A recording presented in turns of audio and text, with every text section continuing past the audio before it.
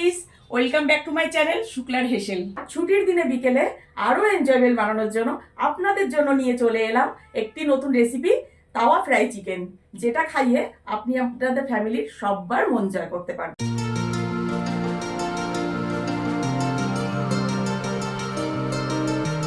তাওয়া fry chicken বানানোর জন্য নিয়ে নিয়েছি বোনলেস চিকেন 400 গ্রাম। তাতে দিয়ে দিলাম হাফ চামচ নুন, একটু লেবুর রস দিয়ে মাখিয়ে এটা আমি রেস্টে রাখবো প্রায় 1 ঘন্টা।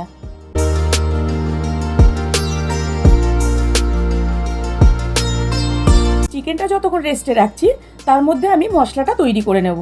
নিয়ে নিচ্ছি 1 চামচ গোটা জিরে, 1 চামচ গোলমরিচ, হাফ চামচ জোয়ান, 2টো তেজপাতা, 2-3টে দারচিনি, 4টে এলাচ, 1 চামচ রেড চিলি পাউডার, 1 চামচ কাসুরি মেথি। সব মশলাগুলো এবার গুঁড়ো করে নেব।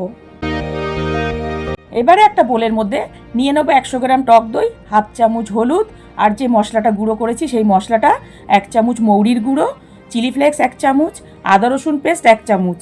আপনারা আপনাদের মাংস হিসাবে মশলাটা নেবেন।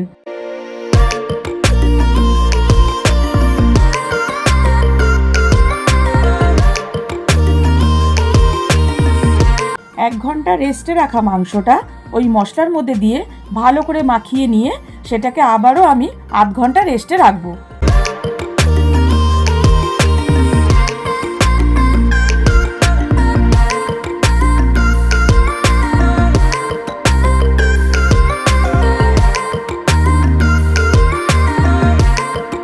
এবারে প্যানে তেল দিয়ে দেবো। তেলটা একটু গরম হয়ে এলে এইভাবে মাংসর পিসগুলো একে একে ছেড়ে দেবো।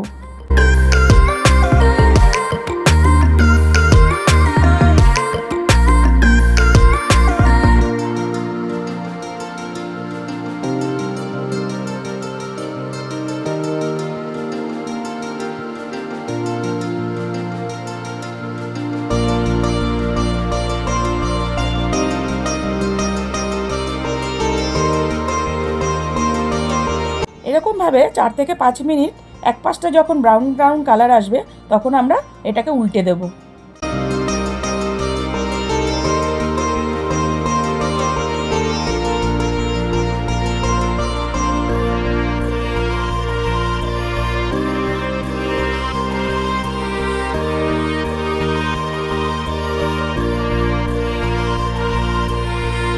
এইভাবে চিকেনগুলো 3 থেকে 4 মিনিট অন্তর অন্তর এপাশ ওপাশ করে আপনারা ভেজে নেবেন। এখানে আপনারা যখন চিকেনগুলো এপাশ ওপাশ করে সেঁকবেন তখন কিন্তু গ্যাসের ফ্লেমটা হাই রাখবেন, না হলে চিকেন থেকে জল বেরোবে। চিকেন ম্যারিনেটের মশলাগুলো যে বেঁচে গেছে সেগুলো আমি এর ওপরে ছড়িয়ে দিয়ে আবারও এপাশ ওপাশ সেঁকবো।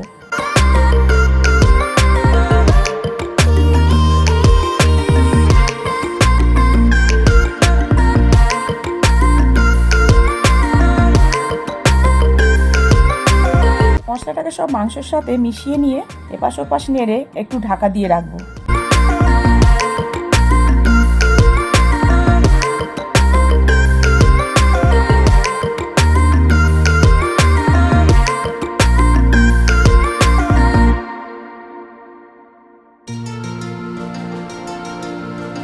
আবারও 5 মিনিট ঢাকা দেওয়ার পর ঢাকনাটা খুলে দিয়ে দেবো স্লাইস করা পাতিলেবু এবং কুচানো কাঁচা লঙ্কা।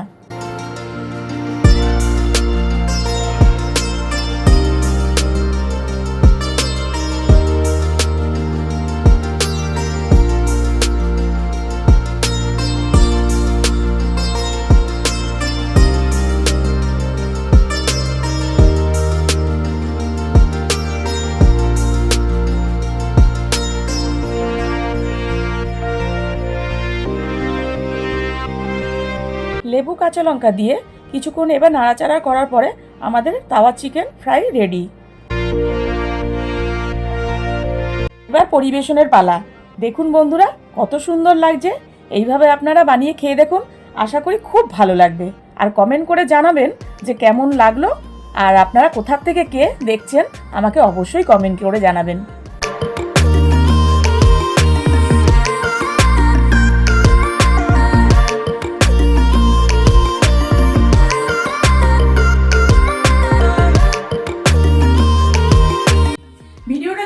ভালো লেগে থাকে তাহলে লাইক কমেন্ট কমেন্ট শেয়ার অবশ্যই করবেন, সাবস্ক্রাইব করতে ভুলবেন না। আর সবার আগে ভিডিওটা আপনার কাছে পৌঁছানোর জন্য কি করতে হবে? বেল আইকনে ক্লিক করতে হবে।